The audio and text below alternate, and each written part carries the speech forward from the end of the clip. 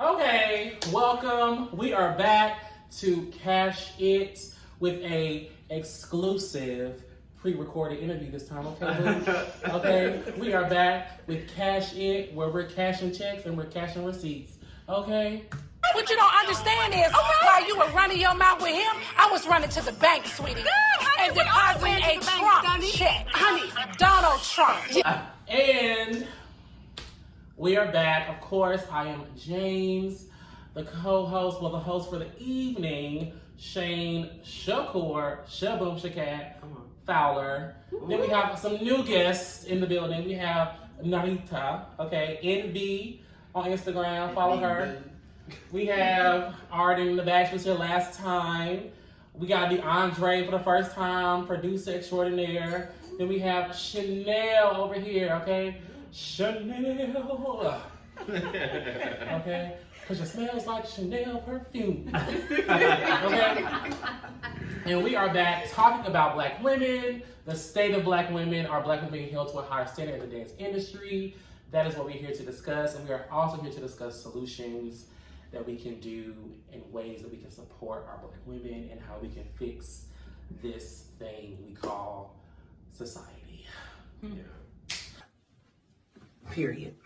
I feel like last week when we talked about it, we talked about the issue, but we didn't really talk about the solution. And I felt like it was very important for us to touch base on that. So we're gonna do that today. But since we have two new people, I definitely would love to get their perspective on the topic. So, do you guys think that Black women are held at a higher standard? What? And if so, how? What? I definitely believe that Black women are held to a higher precedent, a higher standard. I think looking back in history, Black women were very exploited. They were, we were often used as either some type of thing to show off, or an accessory, some type of property, you know what I'm saying? And now that we are in a day and age where everything is very free, everything is very open, it is that same kind of exploitive kind of nature, but there's a certain proudness in it. And in that same kind of standard, people are trying to pull only certain parts of it, only trying to pull out certain layers because they're looking for a certain aesthetic that they want to fit because, capitalism. You know what I'm saying? So I think it is one of those things where, for Black women, we are hired because of our curves. We are hired because we can be ratchet, you know what I'm saying? We are hired because we can be this particular caliber that they're looking for. And if it's not that, then I'm just gonna look somewhere else, or I'm gonna get something that's gonna appropriate it for what's being asked. I felt that. Come on. Preach. Come on. Yeah. Yeah, I completely agree. I think one thing with society is just that they can only handle a piece of us. They can't handle the whole essence of a Black woman. And so I feel like many times we get pigeonholed into particular stereotypes that society has put on us. So when it comes to other facets of us, it's just very limiting because it's either like you're twerky or you got the attitude or it's just you're that spicy Black girl. But an educated Black woman is like, okay, what lane do we put you in? Where can we put you? Technically trained Black woman is like, ooh, that's cool, but I don't know. And it shows even now in society. Like this year, they came out with dark skin tone ballet slippers. Like it's just like, now, you know how many people have been dancing? Like those little things. And it's just like, I feel like with Black women, we are always trying to kind of show that we can do it all, just to prove that we don't have to be placed in this one mold that society has put us in. So. Okay.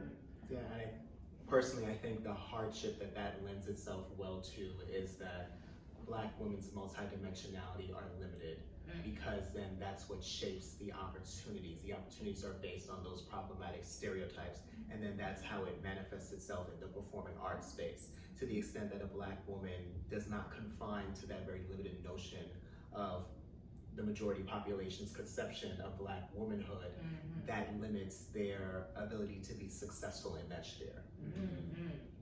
And like as Black women in the industry, has there ever been like a time where you felt like you were held at a higher standard? Where you felt as if you had to do something 10 times, you had to work 10 times harder than the average girl to make it on a job or to appeal to someone or stand out?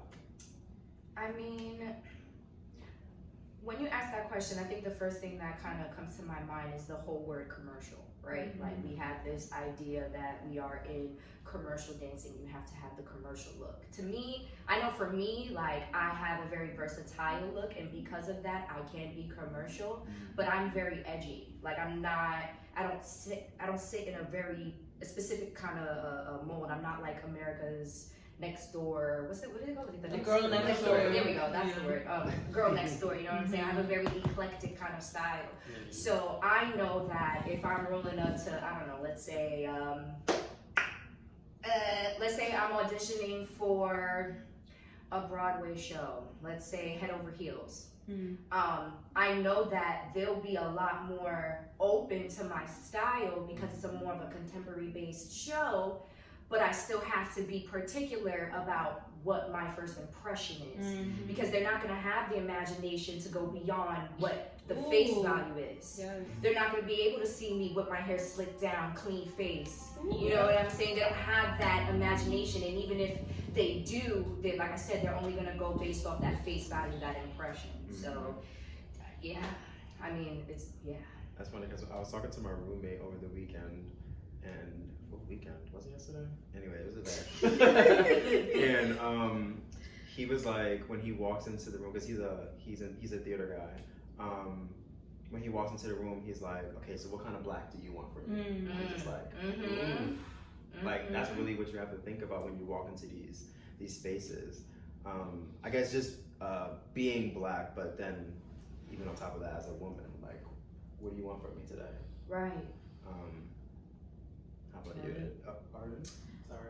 Can you repeat the question? These answers have been so great. She ain't paying attention. She's drinking a little Okay. too I much. was paying attention. Okay. Fired.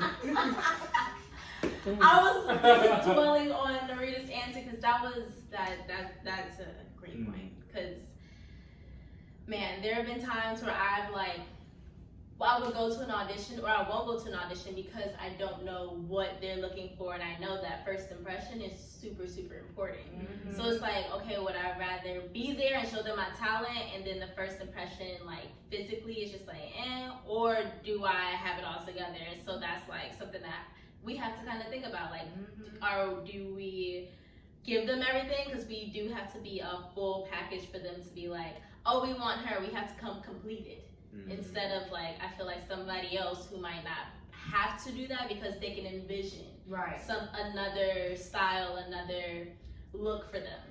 But it's not something that's done for us very often. Yeah. But that's what I was contemplating.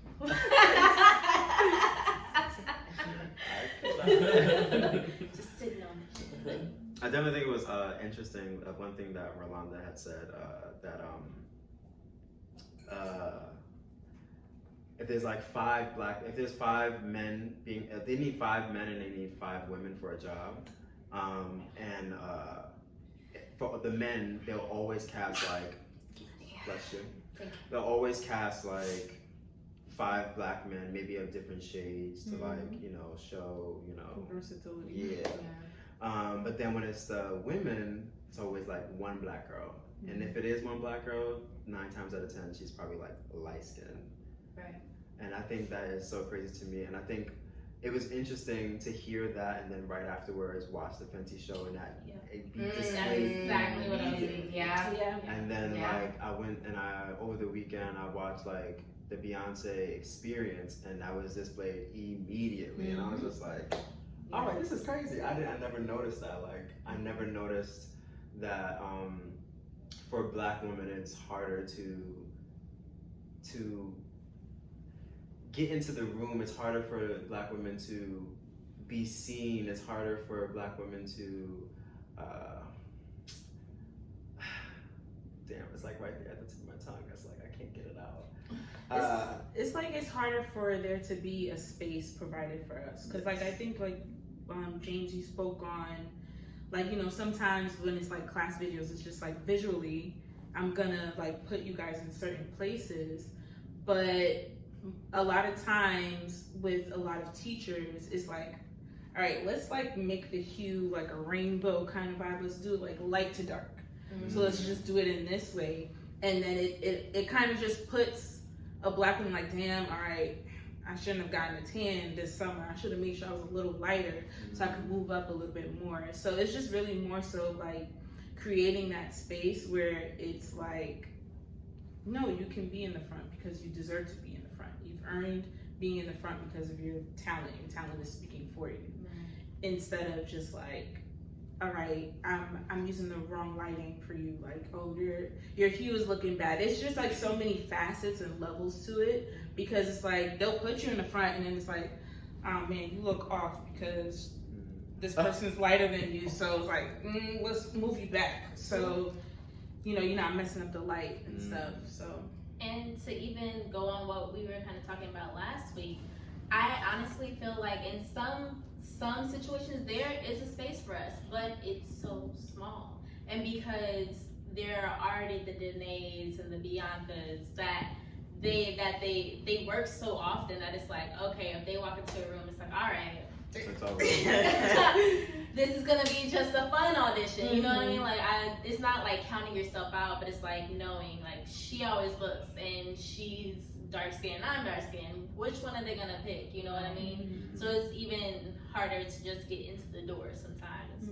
Right. And I think more than anything, it still goes back into the whole idea of, you know, aesthetic marketing. You know what I'm saying? Like the difference between Fenty and I feel like, you know, Black is King. Black is King was meant for the history. It was meant for the culture. You know what I'm saying? Not to say that Fenty wasn't for the culture. It's just her own interpretation of the work that she wants to give out to the world. You know what I'm saying? And being that the team behind her is a multifaceted and diverse group of people, I just think it's very important to know what kind of experience you're asking for. I think it's very important to understand that if you know you want, let's say for instance, like a dance hall or like Afrobeat, you're not gonna ask somebody that studies hip hop or somebody that is very well versed in like pop locking. You're gonna make sure that you're gonna either reference somebody that knows what they're talking about, and then you use that as a way to, you know, get what needs to be done, or you're actually gonna go to somebody that not only understands it, but is also of that experience. And I think that's where the whole cultural appropriation, culture vulture thing comes in, because dance is a universal language, but it's all about how you interpret it. So like there's a difference between somebody who could do the guau guau who's not Black, and you can tell that, okay, all right, you got the logistics. But once you see like somebody who's African, you feel that intention, you understand that there's an experience behind it, and that's what I feel like makes it more important more than anything. So yeah, I think it will always go back to, you know, the whole marketing aesthetic thing. You gotta know what you're asking for, and then you also have to know where to find it. But I think, yes, I think that tension does exist between being formulaic and also preserving the integrity of the art. But I feel like there needs to probably be more deference to the art, especially when your goal is to help illuminate and tell a narrative about a particular cultural experience. There needs to be more respect for that process.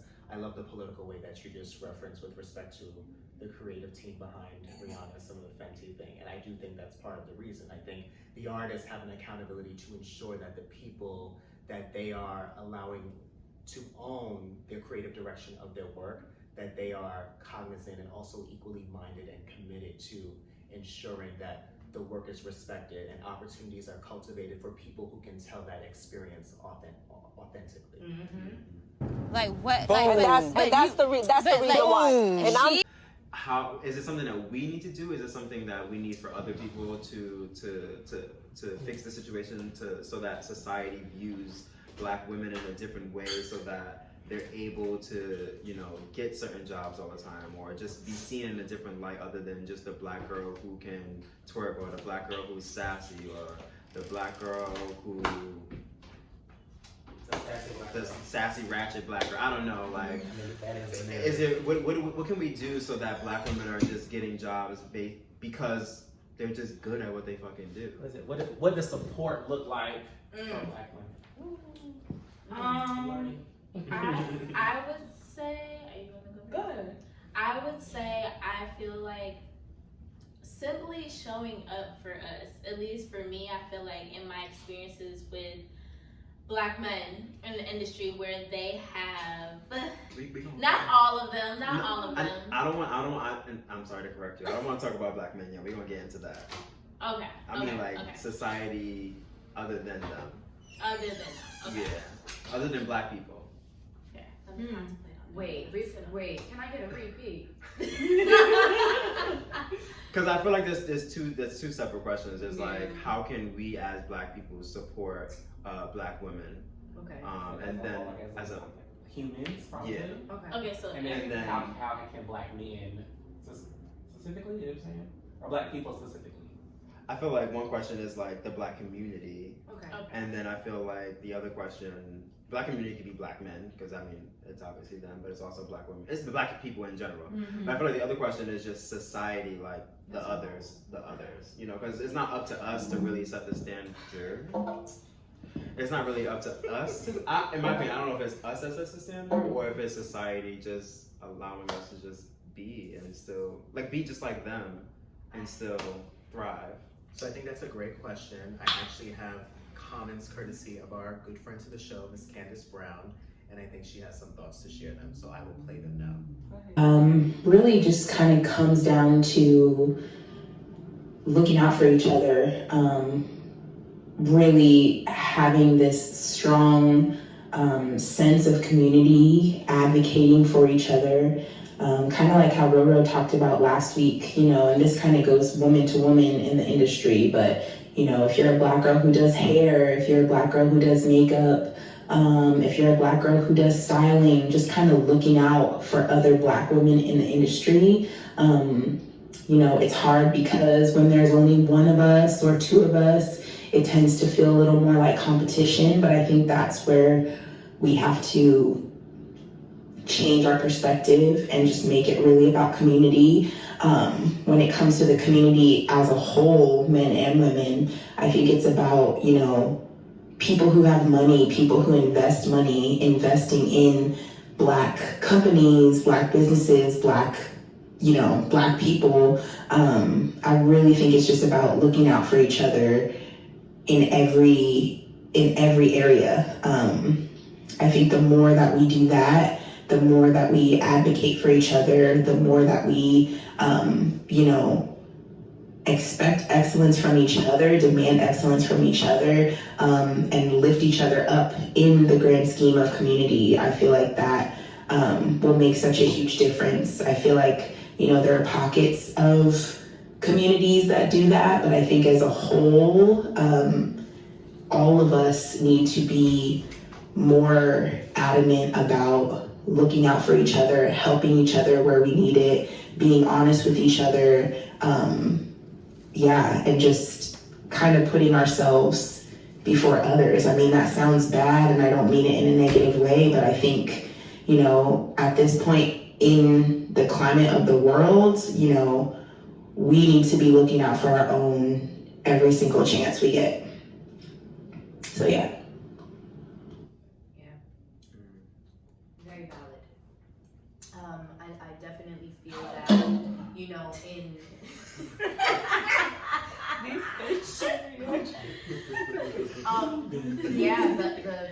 having support from, you know, your peers that, you know, you work with, I think it's very important, especially when you're in a new environment or on a new job, you know.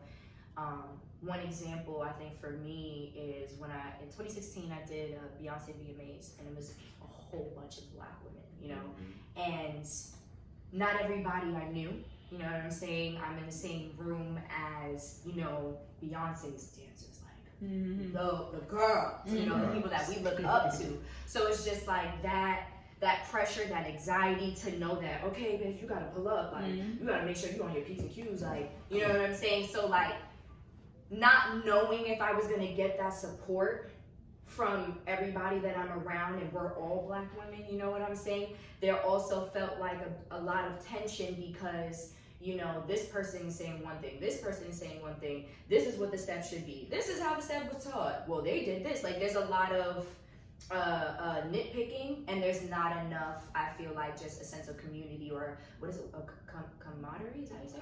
Camaraderie. There you go. There's not enough of that, and you know, I feel like if there was more of that from jump, like once you step into the room, they're like, hey, what's up? Or like, hey, how you doing? Like, my name is so and so, instead of like being around the bush, like, hi, you know what I'm saying? I think that definitely. I think it's a lot of. It definitely starts with that.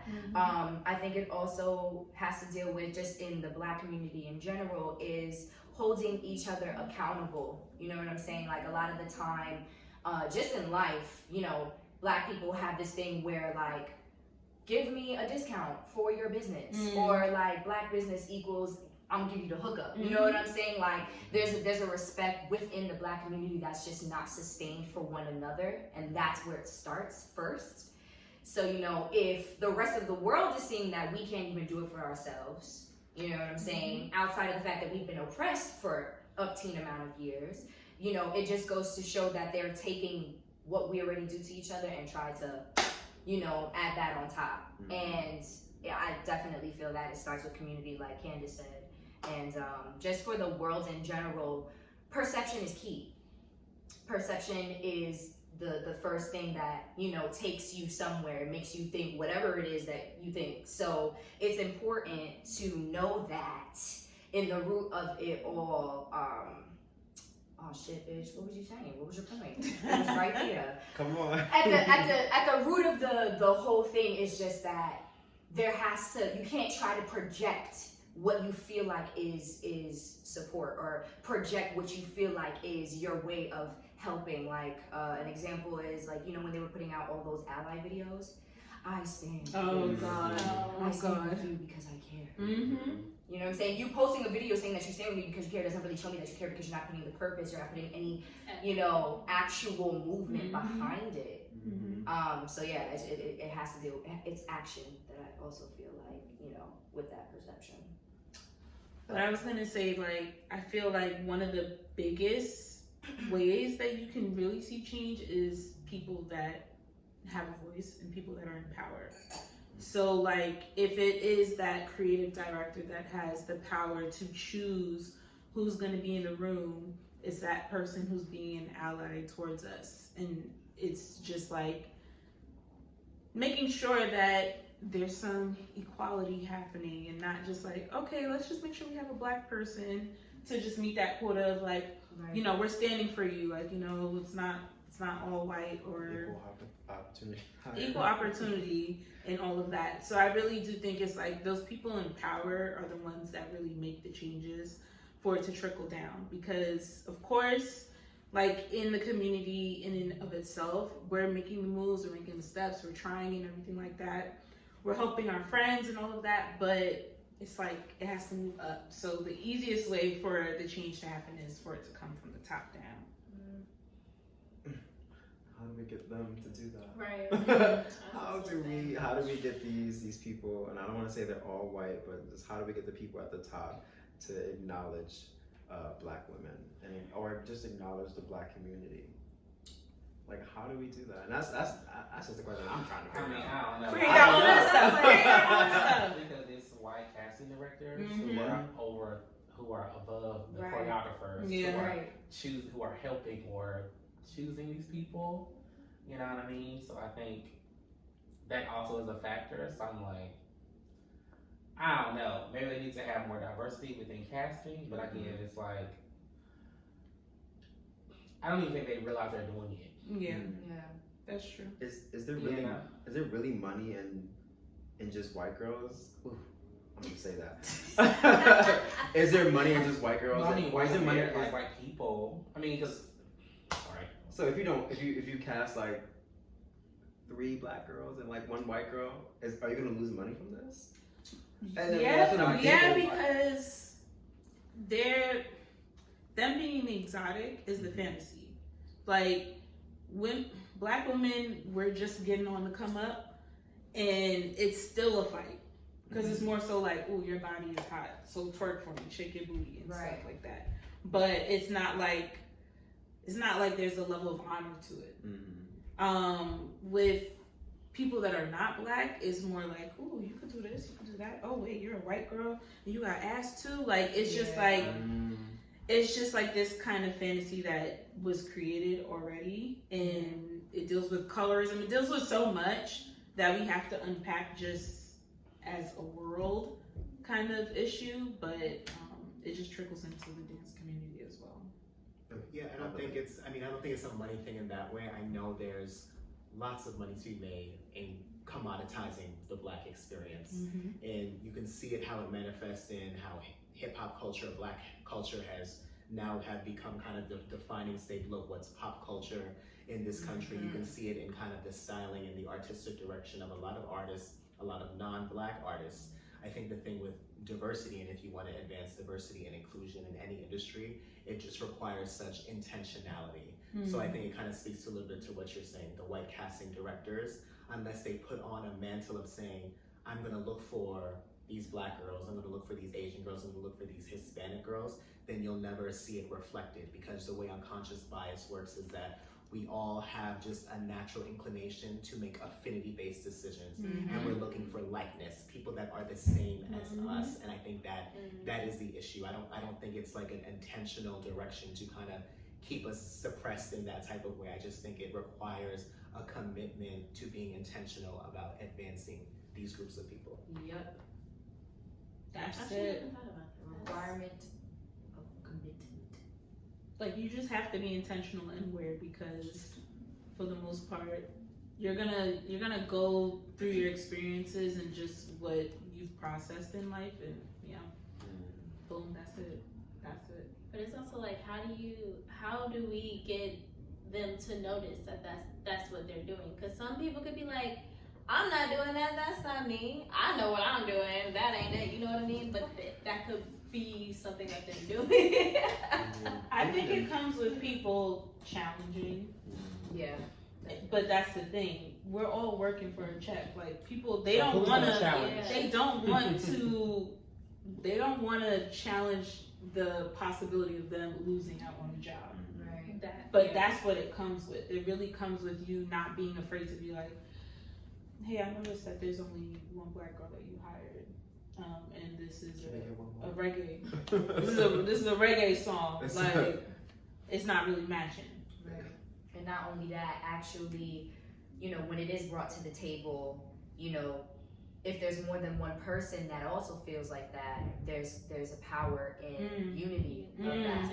You know what I'm saying? Like I've definitely been in a situation where like I wasn't booked on a job because I wasn't dark enough, and like that was coming from the choreographer.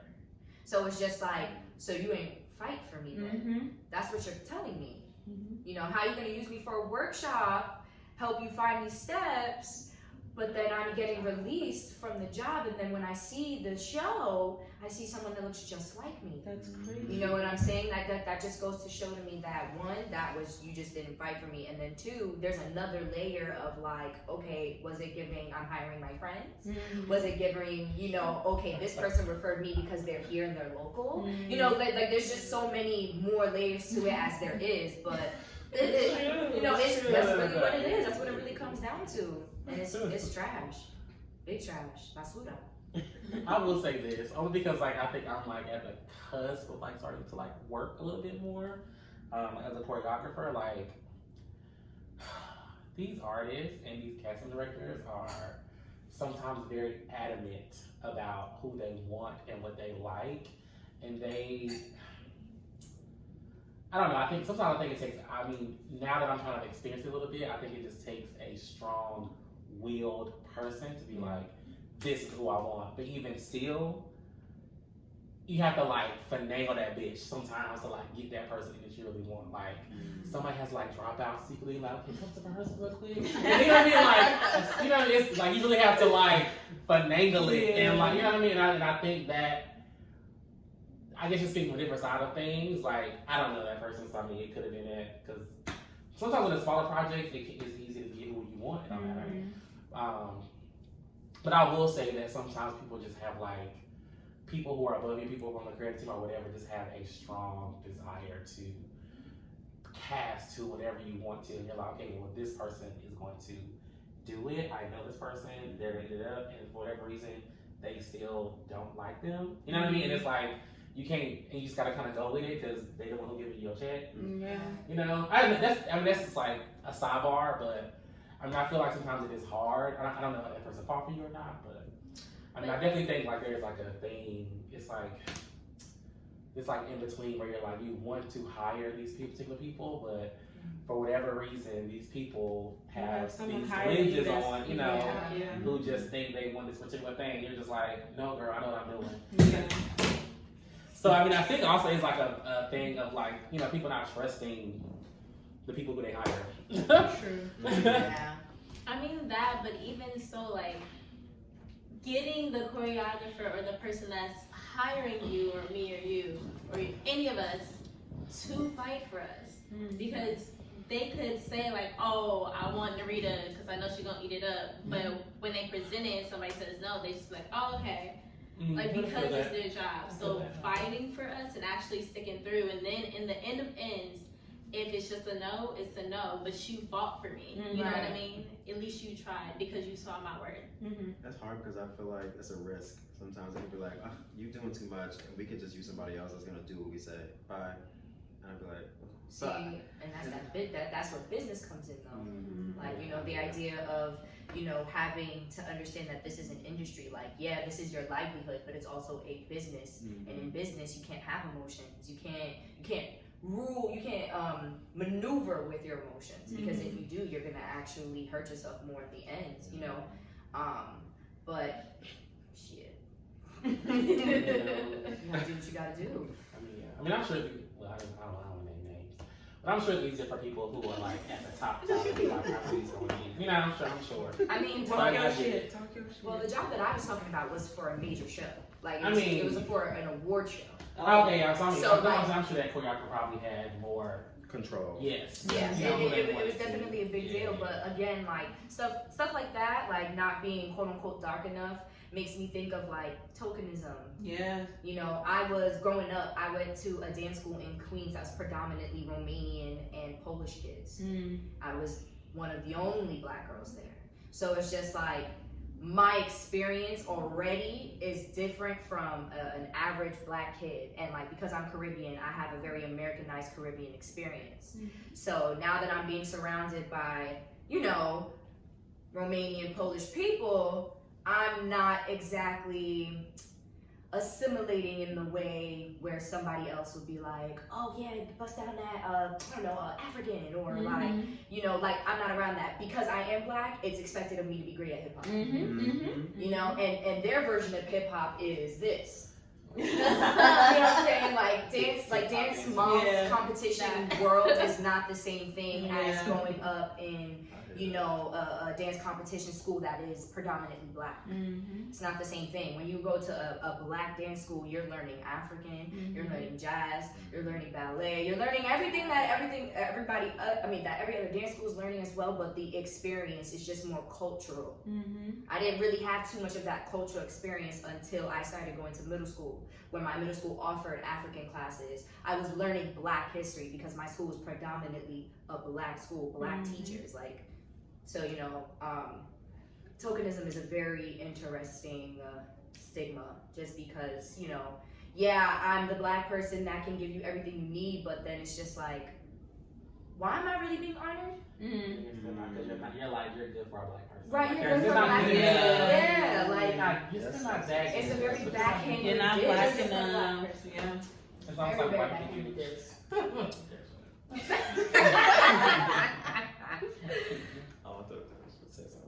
Oh no, I do have something. Thank you. I do have something.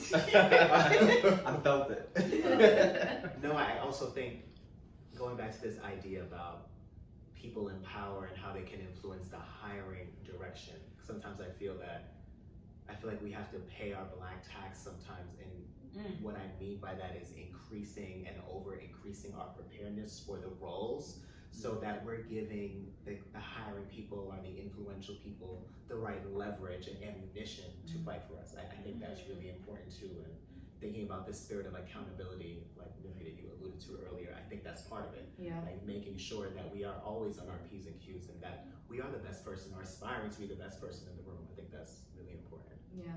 But then wouldn't you say that still goes back to the thing of a black woman having to make sure that they're overcompensating? Like, I'm good on every single facet, every single line. Like, I have to be the best in order to even be considered next to people that are average or they don't know as much. Just because it's like, we need more leverage to be considered. I mean, I also said I didn't say it was fair. It's just a fact. It's certainly not fair. But it takes, when it comes to problem solving, I think every stakeholder has to do their part, right? Mm-hmm. Where that casting director needs to look to be intentional, we also need to look to make sure that we're increasing our preparedness. Mm-hmm. That's what I think. I think it's a multi-pronged approach to the solution. Using the big words out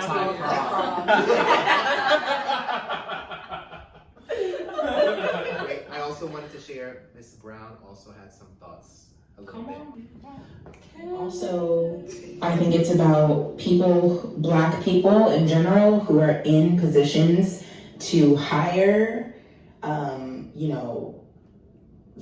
basically to hire black people, that also needs to be a thing, because, there's so many higher up positions that, don't really include us, either because we're not there, or because, the people that are in those positions might not necessarily hire within the community. And so I think that's also really important.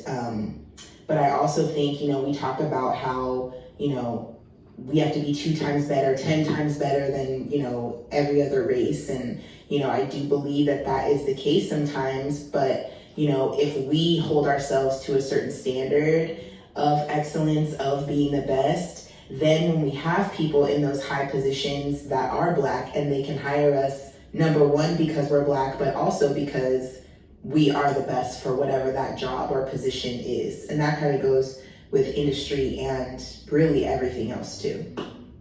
Period. And that's that on that. I was gonna say in general, like teachers holding others, like people that are training, holding them accountable. So whether it's like, I know teachers, they go through a lot because after class, like, what can I work on? When did you see this? Like, I don't know. It was a sold out class. You was in the back. You was wearing black. Right? You black. I couldn't see anything. It's just like if you have a relationship with a particular teacher, or you've been working with them, or you've been training under them, like that teacher just being brutally honest, like, yo, you need to get X, Y, and Z together. You need to train heavily in this. Like, stop playing with this. I mean, maybe people you trust as well. Yeah, absolutely. I mean, I think that's what I think.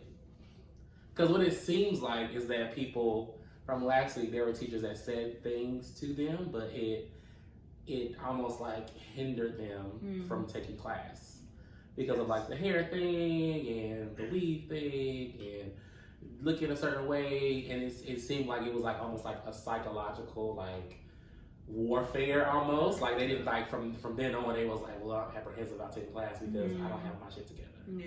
You know what I mean? I mean that's kind of what they were talking about last week, as far as like when giving critiques or certain teachers or choreographers telling them things about their appearance and their look and all those things. Is that because of the oppression that we kind of just jump into our shell automatically, or we run away when situations like that happen? Is it because of that?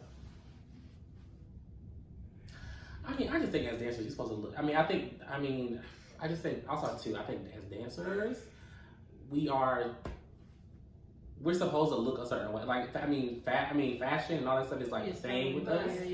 I mean, because I've never been that person, but like, I mean, it is like it is whether you're a guy, girl, whatever, black, white, like the way you look or present yourself, like you can tell when somebody comes, especially at BDC, you can tell when somebody who like works comes to class. You know what I mean? Or somebody who just came off tour because they got even clothes they just bought. Because they in class looking nice. No, you know what I mean? And not saying that you have to do it all the time because you don't. Because you don't. Because now the homeless look is in. Okay? Or you can go to Rainbow for $15 in a whole situation. It's not meant to look cute, okay? Yeah. But I will say, were you done? Sorry. I am done. Okay. I will say, I am done. Sorry, James. I'm done.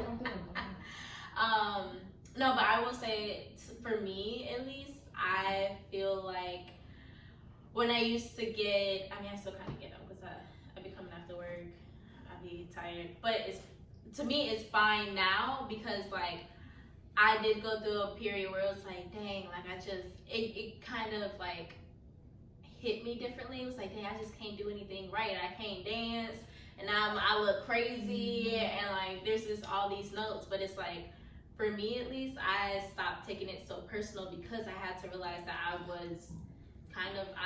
I am my product. Right. So if I come to class looking crazy, I'm gonna suffer some kind of consequences. Whereas I might get the training, but I might not get booked for a job because they think that I always look like that. You know what I mean? They've never seen me try. Mm-hmm. So I kind of like took it as like, criticism, I guess. But now it's just like a note. It's like okay. Yeah. Just because I've had to tell myself like, yo, don't take it personally. You know what I mean? Yeah, I was gonna say it's not something that you have to internalize. I do believe like certain teachers, they've made those statements and comments because that's what they experienced. Like they were in class and was like, you know, I kind of have to have some level of a vibe because that was where I was getting my bookings and stuff. So I'm not gonna say all because you know some teachers they kind of toxic, but you know the ones that mean well and they have good intentions and they're really just like trying to give you advice. I really do believe that they're going off of what they've experienced and also just like, all right, I want you to make sure that you know yourself and you're presenting yourself at all moments, because as soon as you walk through any door, like you are auditioning yourself, so you need to just stay ready so you don't have to get ready. And they're just trying to keep you in that mindset where it's just like you don't get comfortable, where it's just like, you know, I could just show up. But it always goes back to that thing of like people that are not black, they show up looking, smelling, all of that, looking crazy, but that's just kind of a lot that we have to take on, and it is what it is. I think a lot. Sorry. Maybe. I feel like you're gonna say something a lot better than what I'm about to say. I was just gonna say, I think a lot of the black instructors, they have a certain way of coming across to the black students. But I will say, from seeing and experiencing those black instructors, I will say that it always comes from a genuine place. That their criticism, their critiques, critiques come from a genuine place. Like they want to see black people succeed and thrive in this industry. So you know they tell them, all right, yeah, get your shit together and make sure you wear this or do that with your hair or blah blah blah blah. But it sounds like a lot because they're not telling anybody else that. It's always coming towards the black students. I won't mention it. I'm gonna mention it. Let's go.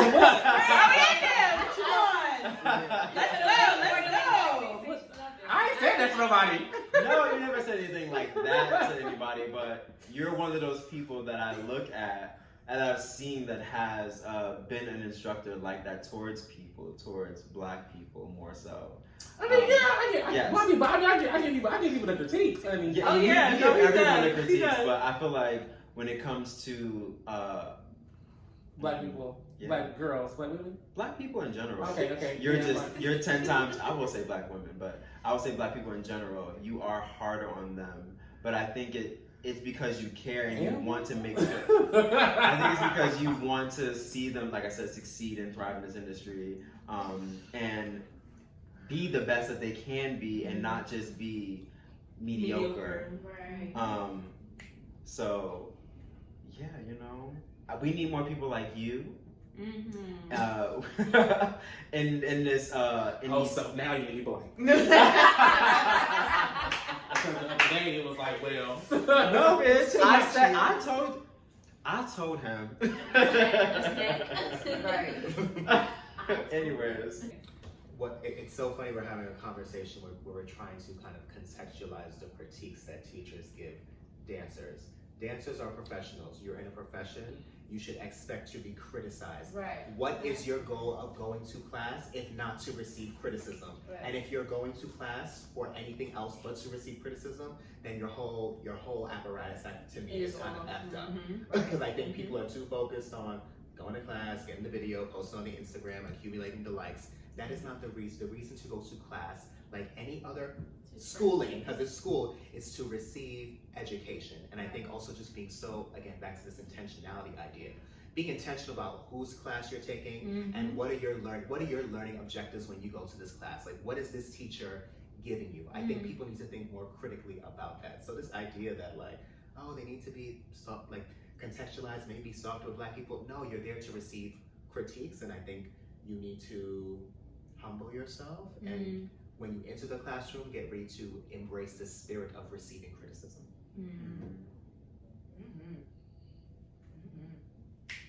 Period. I see. I see. Even though I just think that like black people just get frustrated when we get like certain critiques and we see other people just not receive the same. But do y'all not? But we can't assume that they not receive exactly. Right. Exactly. It's also about, like you said, humbling yourself. Like, you're not perfect. Like, you're gonna make mistakes. Me, I mess up James stuff all the time, but I love him. But I be trying. I be like, give me all the notes. And I never let live it down. All the I'm notes. like, why do you messed up on this 8 of the? Like, fix it. I don't know why you did it, but I'm okay. You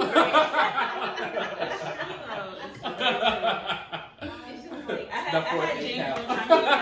He was like, Chanel, you're doing something. I don't know what it is, but you're doing something. And I was like, okay. And so it was just more so like, all right, figure it out. Whatever it is, figure it out. And it was like, it's something that you don't know. It's funny that you mentioned to figure it out, because I feel like that is that is a type of in a way a type of desensitization. Desensitization. There we go. To figuring it out, because in the aspect of being on a professional job or just being amongst artists and having to be your most professional self, and you're going to be in predicaments where you're not going to be able to answer clarifying questions, because we have to make sure we get this choreo out set by 9 p.m. so that the artist can see it and let us know what changes that we can put in. So because the show's tomorrow and we have to change up the set, like there's so much of, you have to figure it out, and if you're not aware, then you don't know.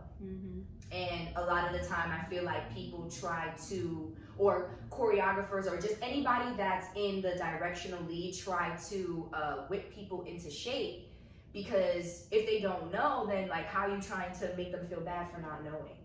And if you ask those questions, it's the figure it out.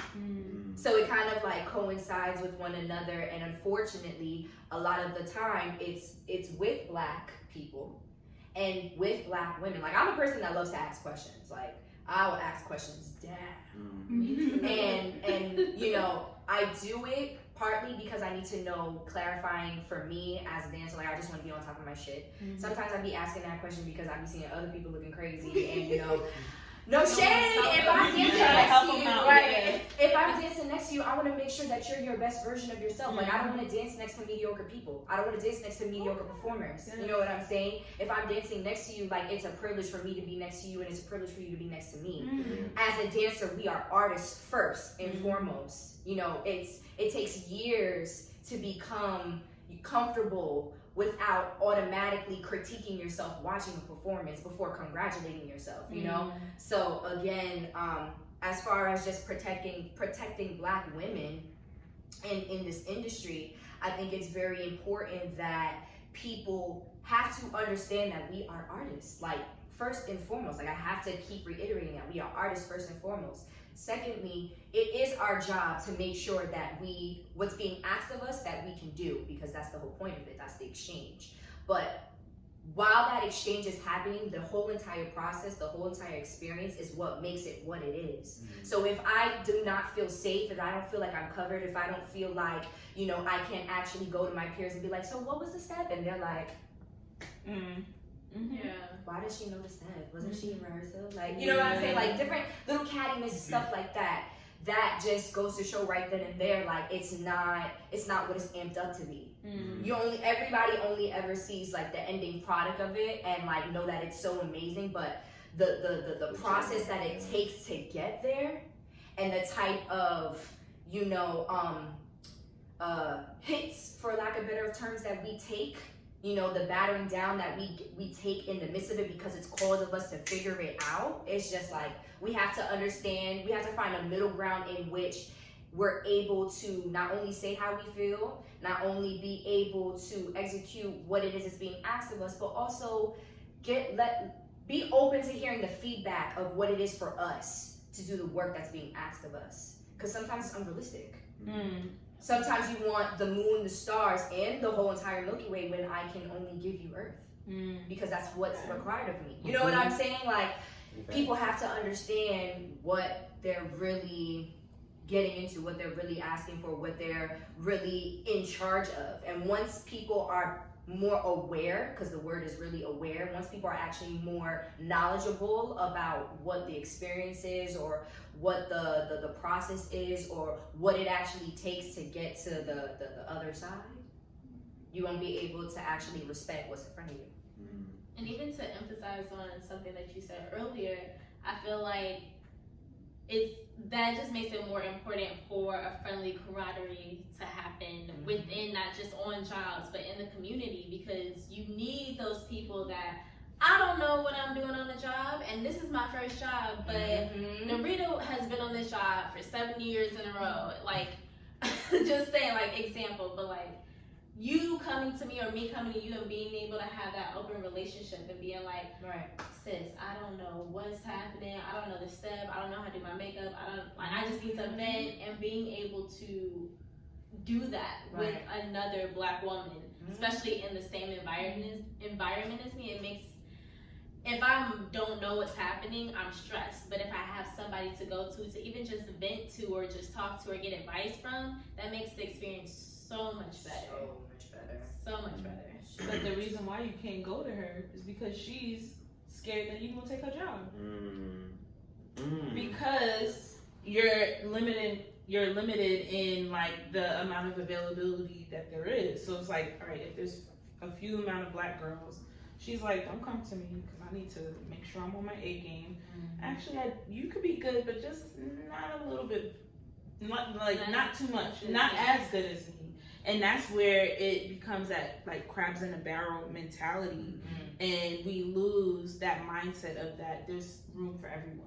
Right. And what's for you is for you. And what's for you is for you, and what's not for you, somebody else. Yeah.